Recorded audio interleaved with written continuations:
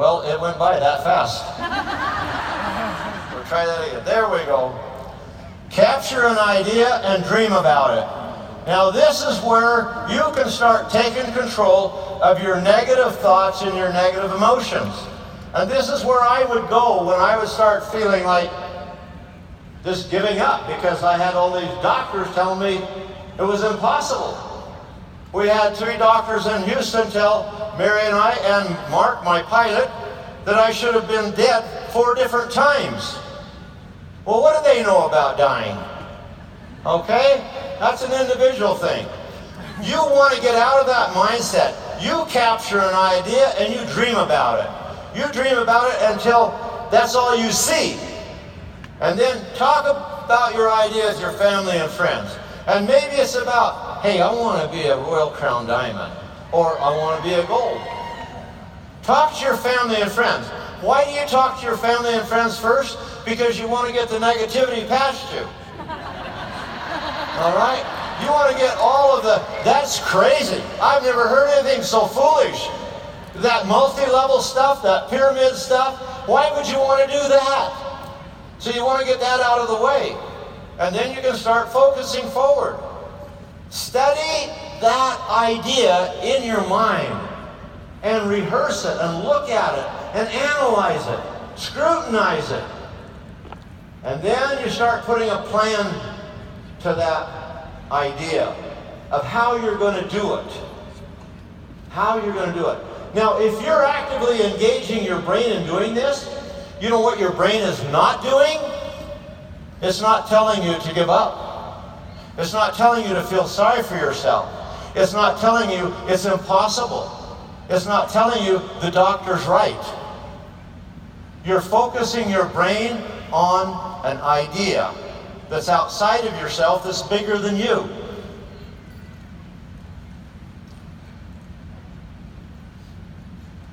And then do research about it. For example, if you're looking at being a gold or a crown or a royal, research and learn all you can about the aspects of being that person and what it takes to get there. Study your business, study the market, look at the pitfalls, look at the negative things, look at everything. Because that's how you make a firm decision of what you really want to do with your life. It doesn't matter what it is, whether you're buying a franchise from Nampa Auto Parts or you're going to be a Royal Crown Diamond. It's the same principles, okay? Now some people would say, whoops, I missed something here. What stops us from building a business? What stops us from being successful? Changing my paradigm, changing my belief system, changing how I see myself. Do I see myself being successful, or do I see myself going down to the welfare office and getting food stamps? Changing my outcome by changing how I see myself. Some would say it's fear that keeps us from doing this. And I say no, it's not fear. I've heard people say the greatest fear is public speaking. If that were true, I wouldn't be up here on this stage. All right? Public speaking is not the greatest fear. You know what the greatest fear is? The reality is, it is taking the risk to change your paradigm. How many here want to change your paradigm? Yes. Okay. How many are willing to take a risk? Thank you. Okay. Is the risk worth it? What if I take the risk and it doesn't work out? Do I risk losing my friends? Do I risk losing my marriage? Do I risk everything financially? Do I risk getting hurt physically or mentally? Could I decide that it is not worth the risk? And yes, you can decide it's not worth the risk. And unfortunately, many of us at different times in our life make the decision it's not worth the risk. And so we don't do it. We sit back and become disappointed the very next year when we discover we're in the same place, doing the same thing, having the same thoughts, regretting our life. Is this a risk?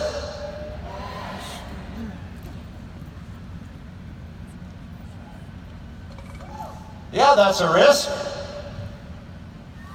Is this a risk? Yes, it's a risk. Is it worth it? Well, at the moment of impact, I'd have to say no. But the reality of it is, yes. The long term, it was worth it. It even cost me $28,000 to put my car back together. But you know how much nitro we sold after that?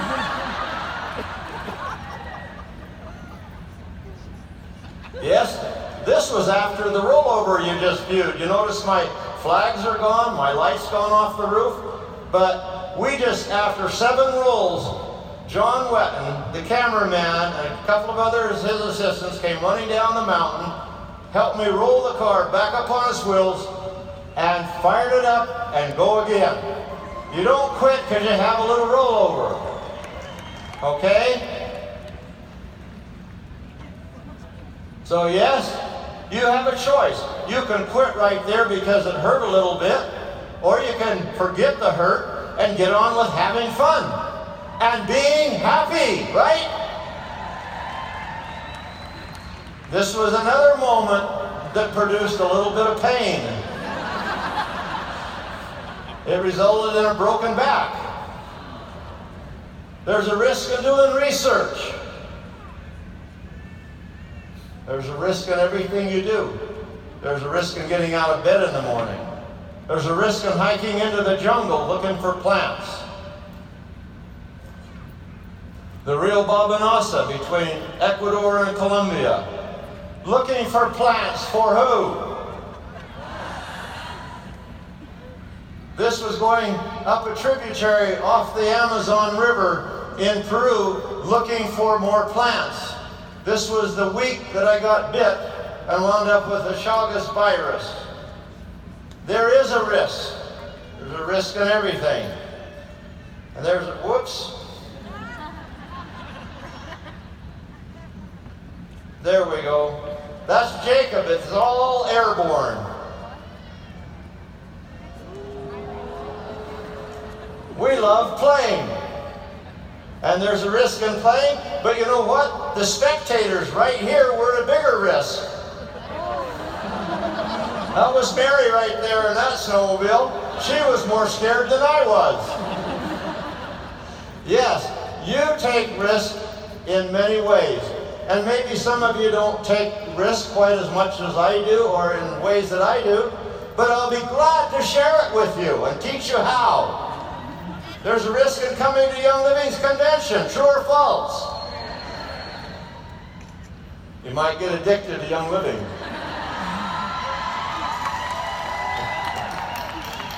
Yes. Dr. Anthony Campolo conducted a study in which he interviewed 50 people over the age of 95, asking them, if you could live life over again, what would you do differently? And you know what? It was very interesting. The 3 most common responses were, I would reflect more often on my choices. How many of you here tonight can think of that and think of how you could have made more productive choices in things that you've done in the past? All of us can, right? Absolutely. I would do more things that would live on after I'm dead. But the third one, I would take more risk. How many of you are ready to take more risk in becoming successful? Okay? I get tired from just thinking of everything I have to do. Capture an idea and dream about it. You can write these things down if you would like, because this is how to become successful. Talk about your idea with family and friends. Learn everything you can. This is on January the 11th of this year.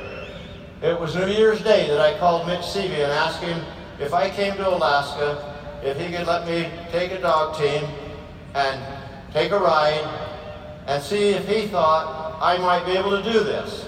And I have to tell you how this came about a little bit.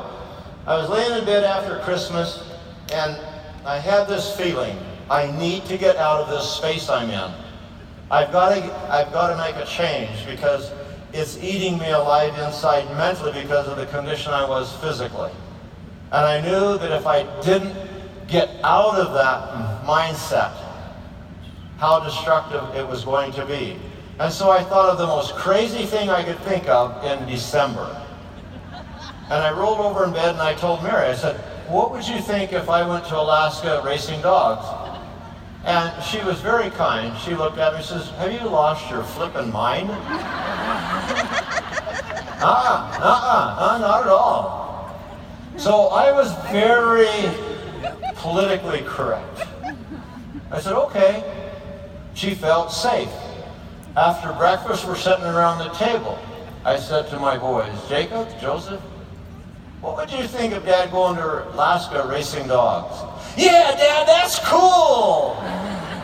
Well, I had 3 votes. What could she say? You see, guys, don't argue with your sweetheart. Just find a politically correct way to reframe it. Okay? So, January the 11th, I went to Alaska to learn. Find someone who's successful and watch, listen, and ask questions. And that's what I did. Watch and duplicate their success. And that happens to be me there in the blue coat behind, following my leader. Follow their example and duplicate them until you develop your own style. And every one of us has our own personality. We have our own feeling. We have our own way of doing things. We can't copy the next person, but what we can do is learn from them until we create our way of doing it. All right? Follow the example of leaders. This is what's really critical in building your business. And this was something that was very profound for me. Because Mitch said to me, he says, Gary, you need to get to know your dogs that you're going to be racing with. So they turned the dogs, my team, loose in this big pen. And I walked in and I'm walking around, here boy, here boy. And they just ran around me like, who are you? They never paid one lick of attention to me. And I thought, wow, this is really going to be successful. They don't care who I am. And no matter what I said to them, how I called them, coached them, they wouldn't come to me. And so I just knelt down in the snow. Well, I just kneel down in the snow and see what happens. And the minute I did, the dogs came right up to me. Folks, here's a real fundamental secret. Get down on the level of your people. Okay? Get down on their level. So you're not intimidating to them. You're not a threat to them because you're this big successful diamond or gold or platinum or silver or executive and you know so much more than the new person you're talking to. Know what they need, what their needs are, what they want. You take an interest in them and show them how much you care about them, and they will come to you. And that's what I did with the dogs. What a beautiful lesson it was. Okay? The next thing. Whoops. Develop a relationship of trust. If your people don't trust you, where do you think it's going to take you? And this is how I felt with my friend. Look at that dog. He looked up to me like, can I really trust to go out in the cold and the wilderness with you? He had to have that trust. I had to have the trust in him because that team of dogs was going to take me 200-300 miles out in the wilderness in Alaska. And all kinds of things could happen. You must build trust through developing relationships. And folks, this is one of the things that I will say. I think social media is fabulous, but I think in some ways it's destructive because for some of us, we've stopped building those one-on-one relationships. You want to keep your business growing. You want to hold the people to you. build one-on-one relationships and build that trust, and they will never leave you. Now we're ready to take action. We've got all the ingredients put together.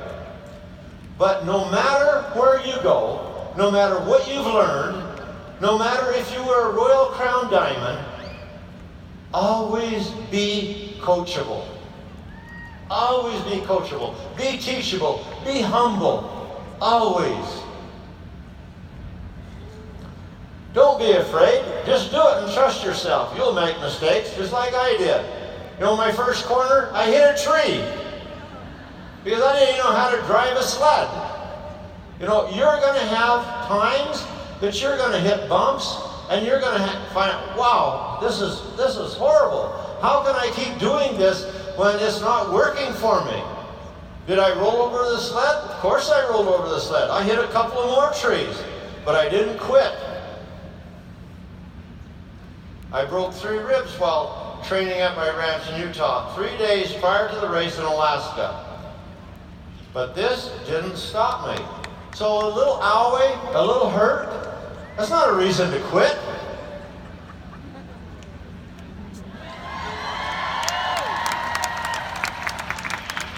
Because folks, if you quit because you feel a little pain, what are you going to do when it gets painful? Think about it. You might hear yourself say, I can't do this. When I was out there on the trail like this and it was cold and dark, I heard Mary's voice over and over and over. Honey, you don't have to do this. You keep practicing. If you talk to someone and they say, well, I'm not interested in Young Living, it's okay. That's not where you stop. You keep practicing. It may not be the right time for them. I had a beautiful lady here at convention a couple days ago tell me that she got introduced to the oils years ago. And she felt kind of bad that she didn't do anything until 3 years ago. And I said, no, don't feel bad. It's the right time for you. Timing is everything. You don't quit, you don't give up. Now you're ready. You must believe in yourself. Okay, know where you're going and be ready for what's ahead. So in this case, I looked at the map, I studied the route that I was going to be racing, so I'd have a little bit of idea of the elevations and the changes, and we're out here in the Alaska bush. The whole race, not just part of it.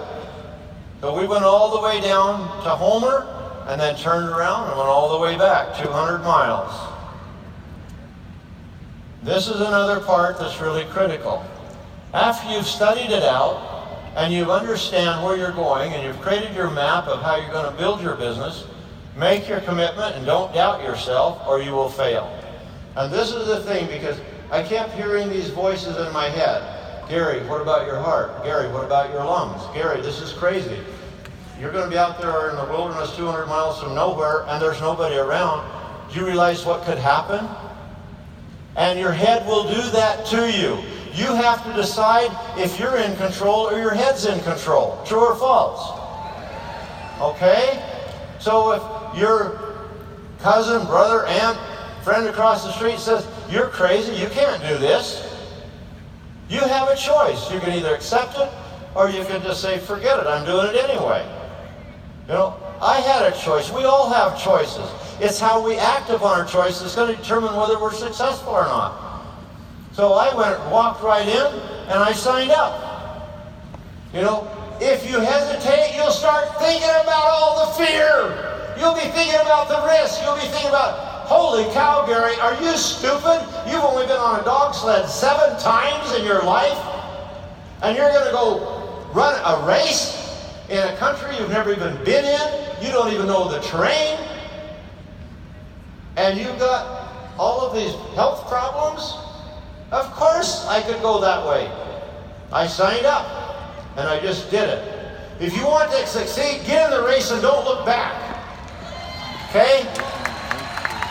It doesn't matter what people tell you. You're in charge of your life. Nobody else is. And yes, that doesn't mean you can't discuss your thoughts and that with them, but ultimately it's your choice. Mary talked to me and talked to me and talked to me. And I'm sure she thought that I was 100% deaf, not just partially. Because I didn't listen to her. Honey, you don't need to do this. Honey, you could be writing a book instead of doing this. Honey, do you know you could be making other forms? Honey, you could do, honey. Well, she had so many honeydews. Of course I could. Was this going to do anything towards building Young Living? Nobody thought it would.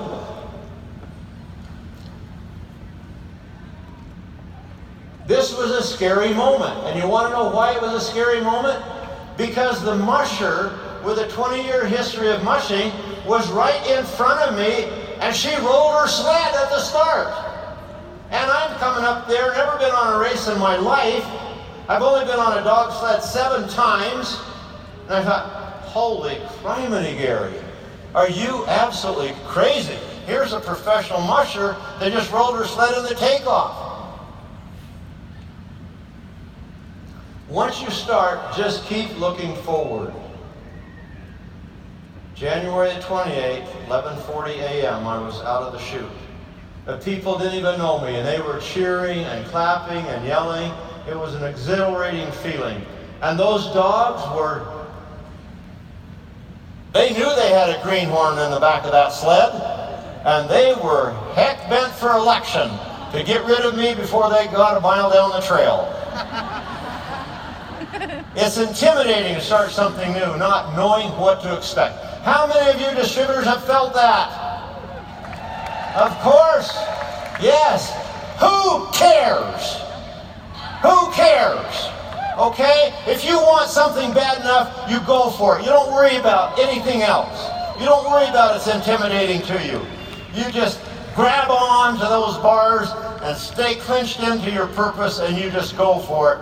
I went through this chute, as I call it, and around an S-turn, and there was a road we had to go up over, and it was frozen. I'm on the brake trying to slow these dogs down. They're so pumped up. They're so excited. They got this greenhorn on the back, and they know they're going to get rid of him.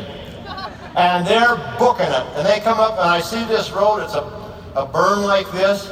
And I see them coming, and I'm trying to get down on that brake and slow that sled down. They hit that berm, it felt like at 100 miles an hour. And Sled and Gary was airborne for 30 feet. Oh, wow. You think that old heart got a workout that time? You better believe it. Now comes the time. I'm out here on my own, all alone.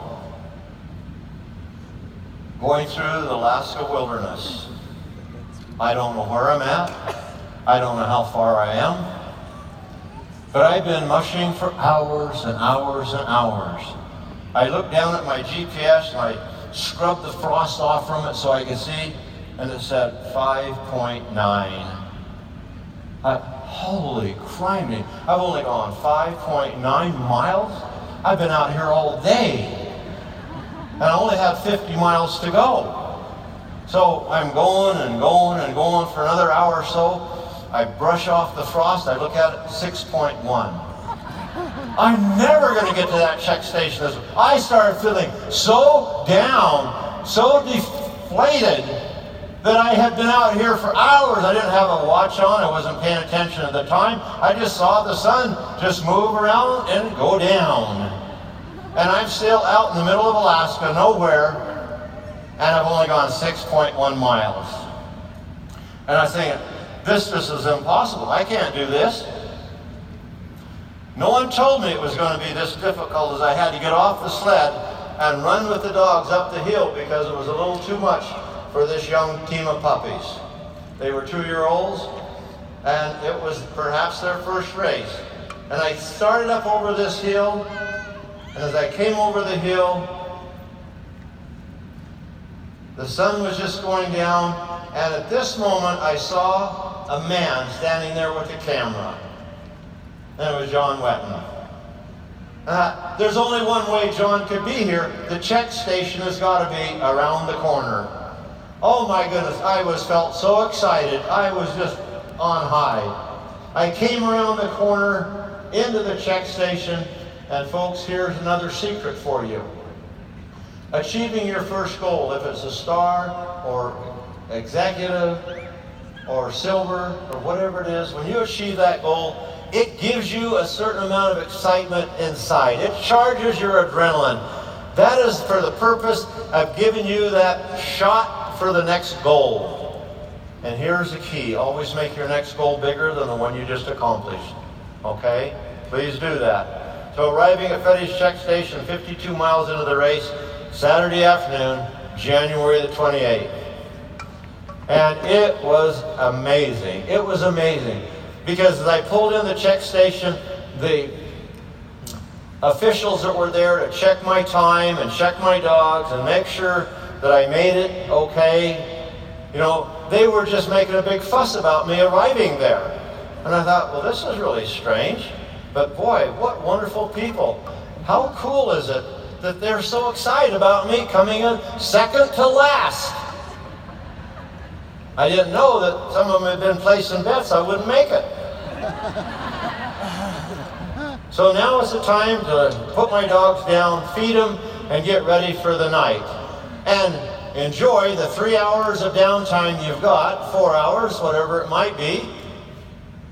And it takes about an hour and a half to get the dogs down, get their booties off, get them on the stake line, cook the food for them, get them fed, and you've got maybe 2 hours left, and you've got to keep in mind you've got to get up and re-harness, re-booty, get them off the stake line, get them hitched up to your sled, and get ready to go. And that's going to take 45 minutes to an hour.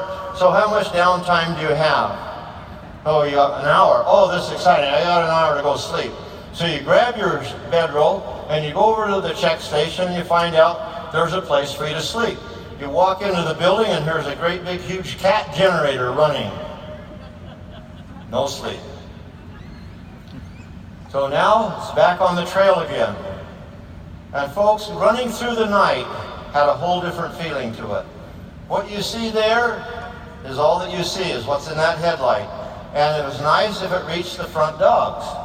And it was so many times that I'd be going, and I learned a little secret. When the dogs would come up to a hill, when the ears of the first dog would disappear, just like that, I called that a one-ear hill. When 2 dogs' ears were showing before they disappeared, that was a 2-ear hill. If it was 3 dogs' ears that were showing before they disappeared, that was a 3-ear hill. I learned real quick that when you came to a 1-ear hill, you got on that brake and you hung on for life. And you might as well close your eyes, because it ain't going to matter. You're either going to wind upside down, wrapped around a tree, or you're going to wind up in the bottom. But when those dogs went over that hill, they'd look back at me and stick their tongue out and laugh at me. Hang on, dude, we're going for a ride. And we did. This is pulling into the next check station. Did I get tired? Yes. And when you're building a business, there may be times that you'll get tired too, and you'll want to take a rest. No, I've not slept well. Why do you ask?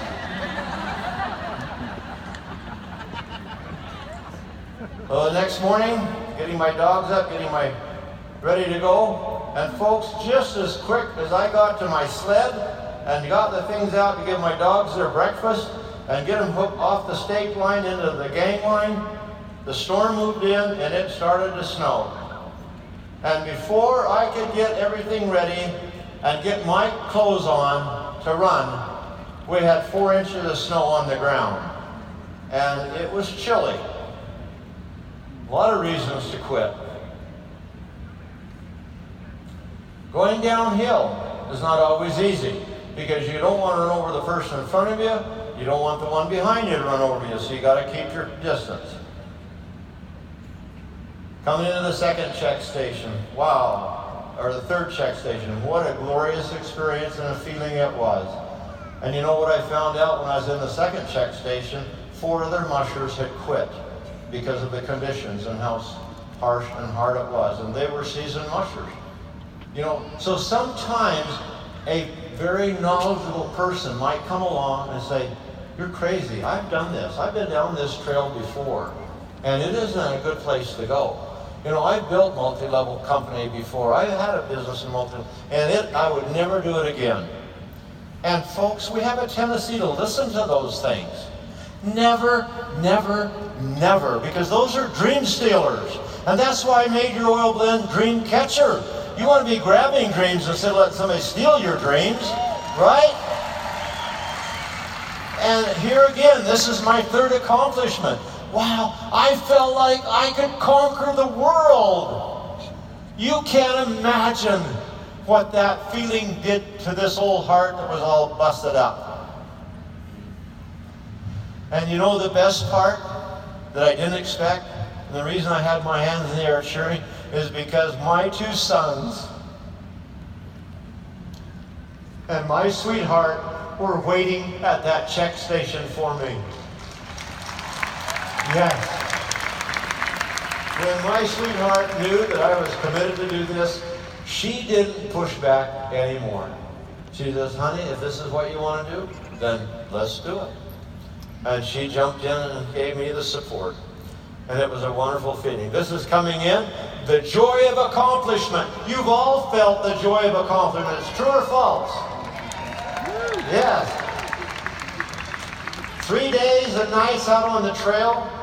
We had temperatures down to 10, 14 below zero. It was chilly, and then there was the wind chill factor that went along with that. There's Joseph running alongside of me.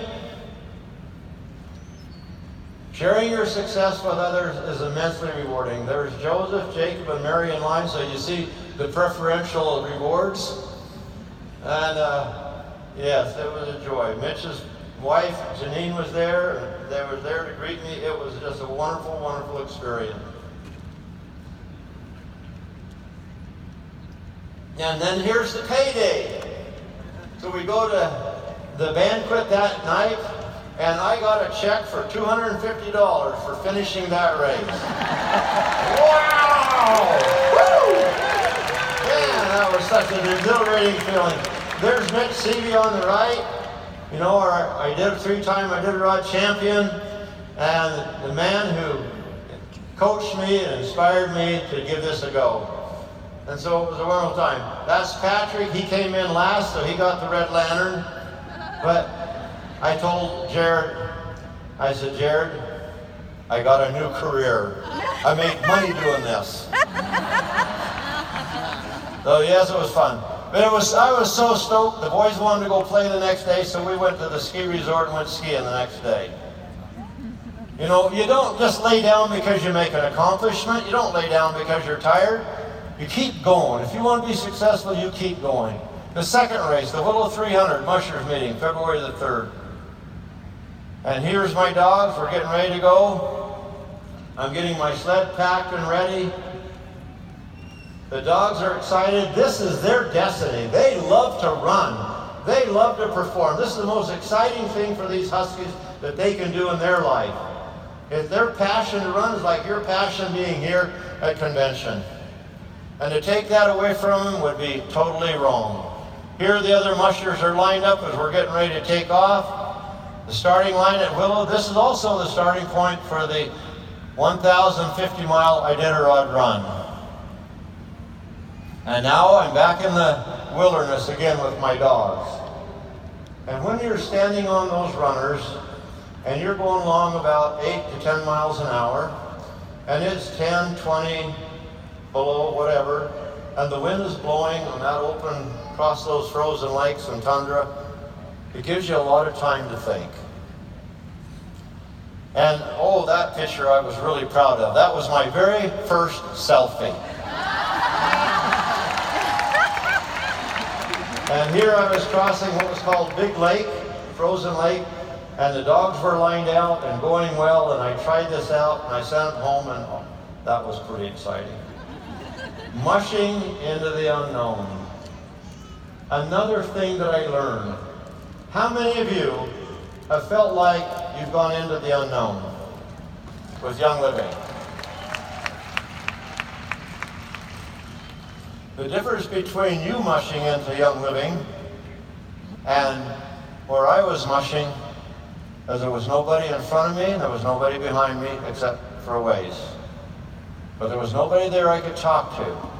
And Mitch, he said to me, he says, Gary, he said, you know, we have a lot of trouble with moose on the trail when the snow's this deep and they attack the dog teams. You know, we knew there was wolves there. One night when I was mushing, I saw these eyes following me in the trees. Kind of gets your blood pumping a little bit. But here I'm coming up on a hill, pitch black. And as you can see, my headlamp just reaches the lead dogs. I don't know what's over that hill. I don't know how steep that hill is. I don't know how crooked that trail is going down that other side. I don't know if there's a grizzly bear in a trail, or a pack of wolves, or an angry moose on the other side of that hill. Folks, when you're building your business in Young Living, you're going to have several unknown spaces. And these are times when people will pull back and they'll want to, maybe I need to rethink this. Maybe I better watch somebody else do it first. No, that's not what you do. Successful people don't do that. You reach inside of you and you feel your heart, can I do this? And when your brain said, you're plumb nuts, that's when you do it. Okay? You just do it. Here's stopping one night and getting my fire going so I could feed my dogs. And this night was 10 below zero. And I got my sleeping bag out, laid it down there beside my sled. There's my dogs at 10 below zero. And I took a 45-minute nap. Now, why didn't I sleep longer? Because 45 minutes, I was froze. And it woke me up, and it was time to go again. Alaska whiteout. When you can't see ahead, quitting feels like a good idea. And you can see there, as I was going across that one big lake, I don't remember the name of it, just out of Willow ways, the fog settled in. There was a light wind that was just blowing that frozen, crystallized snow. And that was all I could see. I couldn't even see my wheel dogs, which are my first two dogs. I couldn't even see them clearly. And I've got 10 more ahead of them. I can't even see them. And then I would hear Mary's voice, honey, you don't have to do this. There's other things you could be doing. And folks, you're going to be in that space. You're going to be saying to yourself, no, I could go get a job at McDonald's. Now I know there'd be a paycheck there every 2 weeks. Now, I could get a job as a computer programmer. I could get a job as an attorney helping Matt. All kinds of things that you would be able to say and do that would convince you not to do it. And I heard those voices. I'm into my second race, my fourth day with basically no sleep. I was frozen. I felt like a popsicle standing there riding with my dogs. I would get off at different times and I would run beside the sled until my heart would just about give out to try to get the blood going, get the circulation so I could get warm enough, because I thought I was going to freeze. And yes, in those times, your head will play games with you, and they will convince you to quit. They'll give you every reason to quit. And I even entertain those ideas, and you can entertain them if you know who you are.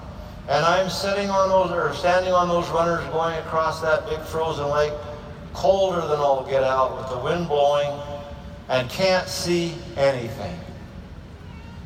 Pitch black as black can get. And I'm saying, yeah, if I quit right now, nobody would fault me. Right?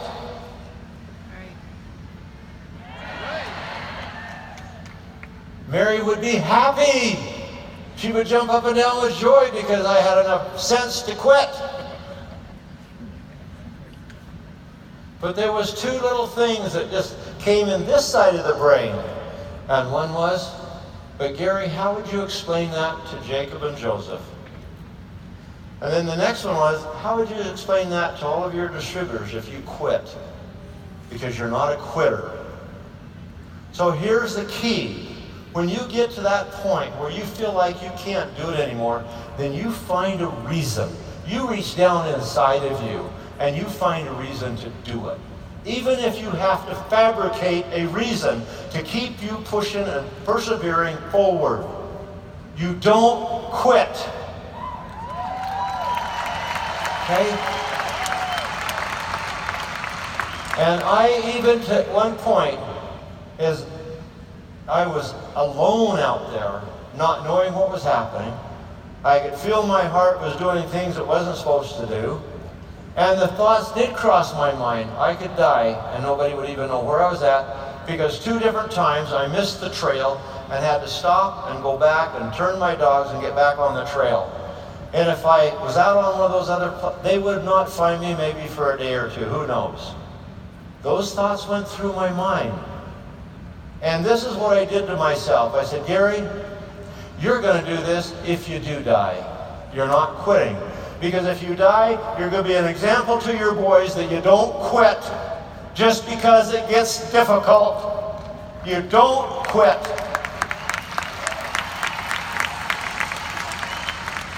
So when life knocks you down, roll over and look at the stars. Okay? This is pulling into the Yetna check station. Arriving at Yetna checkpoint, 8:27 a.m. February the 5th, the temperature was 15 below zero. And the wind, I don't remember what the wind was, but it was over 10-mile-an-hour wind. That's why I had that white jacket on as a windbreaker. Here I'm cooking, getting ready to feed my dogs again.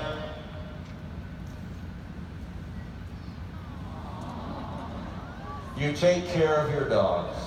You take care of your people. You take care of those who help you to achieve success. This is not about just us as a person. This is about everybody around us. Out there on that trail, it was about me and my dogs. I had to take care of them first, because if I didn't, they're not going to take care of me. Folks, if you don't take care of the people in your organization, then why should they take care of you? You show them how much you love them so they can sleep at night. All right? And they will take care of you.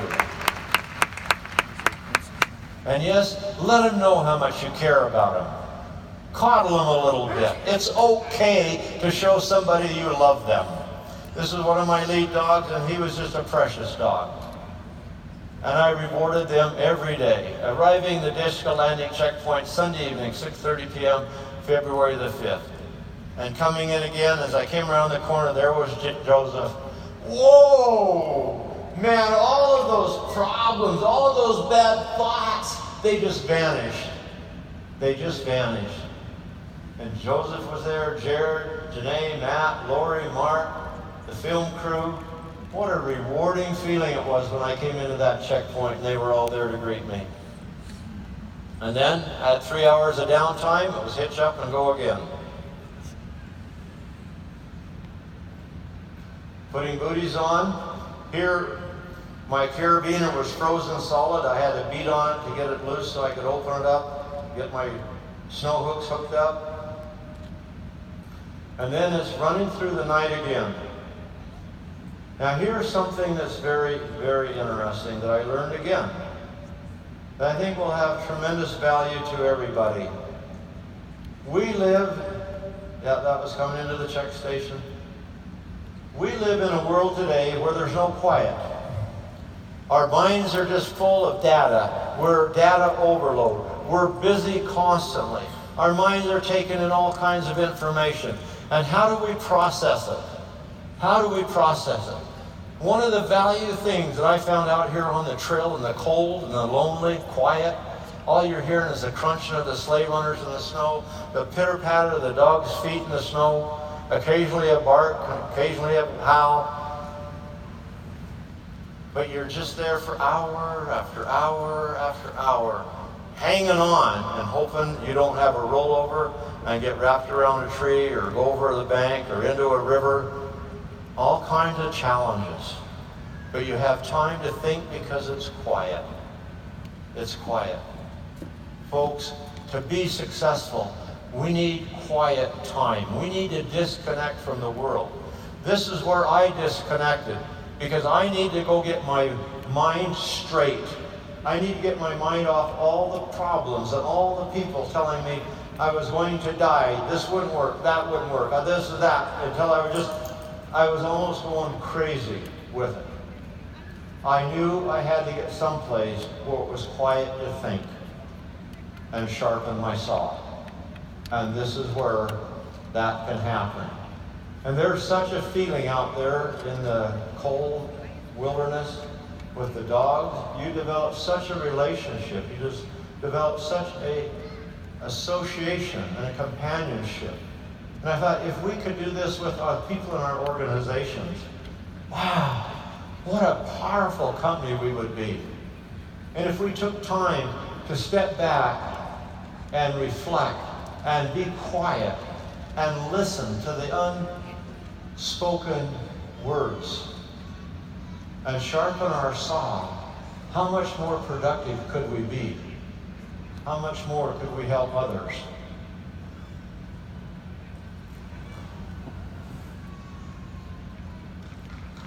Planning is the compass for success. Thank you. Oops. Getting ready to get back on the trail after a 3-hour stop to feed and rest the dogs again. Planning is the compass for success. This is something that I feel I've done it in my life where I haven't planned well. And I understand and I know the pitfalls of that. But to be a successful person at anything, we need to learn how to plan and plan efficiently. So I'm miles and miles from nowhere, and I open up my sleigh, and if I don't have the right things in here, I'm in big trouble. If I don't have the right amount of food for my dogs are in trouble. If they're in trouble, I'm really in trouble. If I don't have an axe, if I don't have fire starter, if I don't have a sleeping bag, if I don't have snowshoes and a snowstorm moves in, what's going to happen? I won't be able to put them on and break trail for my dogs if I have to. Planning is the key in everything. Take time to plan how you're going to build your business and how you're going to be successful. Now, you can have interruptions. So I'm here, it's 17 below this morning, and I'm cold. I've been on the trail now for almost 6 days altogether, and I'm tired. My bones are frozen. My bones are aching. My heart is doing things it shouldn't do. And I'm having a challenge keeping my head straight. And Mary shows up with the phone in her hand and said, "Honey, could you talk to these distributors?" What? I've got to get the booties on my dogs. I've got a race I'm running, and you want me to stop and talk to distributors? Of course I will. And I did. So I told her, I said, you hold the phone so I can keep putting booties on my dogs, and you just walk with me, and I will talk to them. And I did. Here's another lesson. You're never too busy to give to somebody. That's right. Amen. Okay? You're never too busy to give to someone. Because you don't know who's on the other end. You don't know what it will mean to them. That's right. Yes, it may be a sacrifice for you. This was very difficult in the situation I was in at that moment. I've got a race to win. I don't have time to talk to some distributors. Yes, I do. And yes, I did. And I always will. That's right. You have time for your people. Right. Okay? Yes, it's cold, 25 below. This could have been a reason to give up. A very, very big reason to give up. Coming out of the last check station, headed for the finishing line. That morning we hit 27 below. And this gentleman, I don't even know who he was, as I'm coming into the finishing station, or the finishing line about 3-4 miles out. He was on the side of the trail. And he just reached out and gave me a high five and says, "Gary, you can do it!" I don't know who it was. Wow! Man, my heart just about went up in my throat. That just one little thing just changed everything. That's what you need to do to your people. Give them a high five. Make them know that you believe in them. Support them in their challenges in life, in their opportunities of being in Young Living and building. This was so powerful to me. And we don't do it enough. True or false? True. Yes. But we can change it all. Experiencing failure and pain is a price we pay for character. Yes, my hands were frozen from frostbite. Just part of the learning experience. Is that a reason to quit? No, it wasn't a reason to quit. This is coming across Willow Lake towards the finishing line. Oh, what another exciting moment. And look at my dog. Don't they look happy?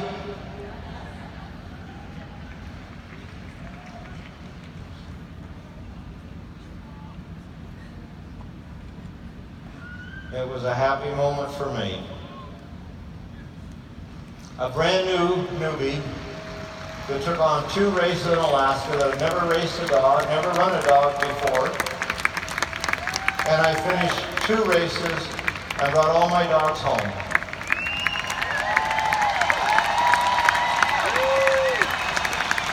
Because I took care of them and they took care of me.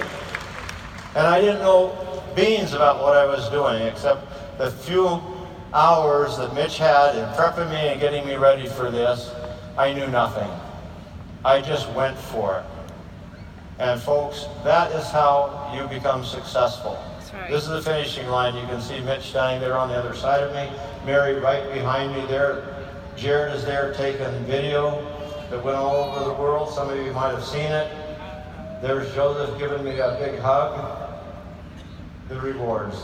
There's Janae, video recording, Matt hugging me. You know, my team was there supporting me. They flew all the way up from Utah to be there at the finishing line to support me. What do you think that made me feel like? Like I had value, like I had self-worth, like I meant something to them other than just their boss. And that's what you need to do to all of your people. Make them feel that there's something special.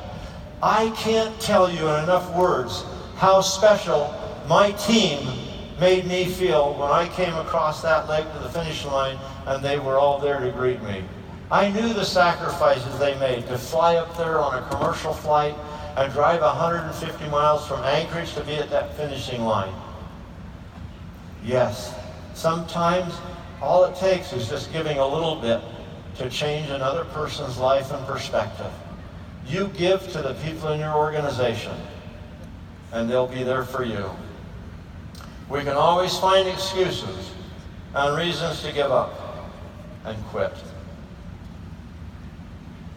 It's easy to stay in a rut, struggling through life, paying bills and supporting a family. It's easy to remain in the status quo of mediocrity.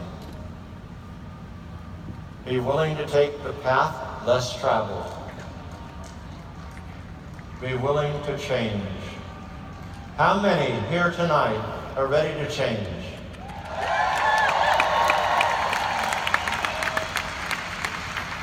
Thank you. This adventure changed my life.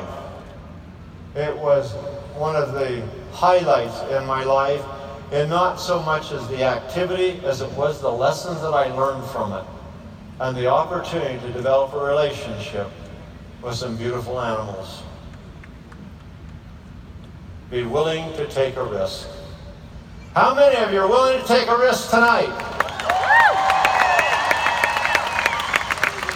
Are you ready to change your paradigm? Are you ready for success? Well, stand up and let's see it.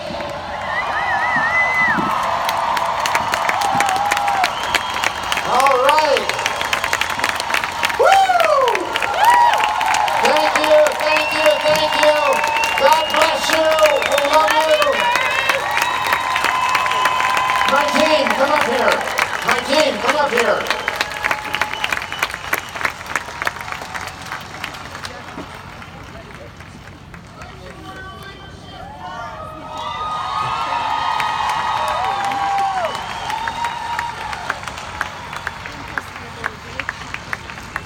So I would just like to acknowledge all of our leaders that are here with us tonight. We have some backstage, some officiating at the expo, as you know.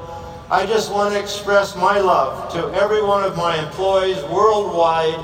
We've got so many here from our offices outside of the U.S. I'm so proud of them, and I hope and pray that you're as proud of them as I am, and you can believe in them as I believe in them, because we are in a new paradigm in young living, and we're going for the next $1 billion. Okay? Yeah.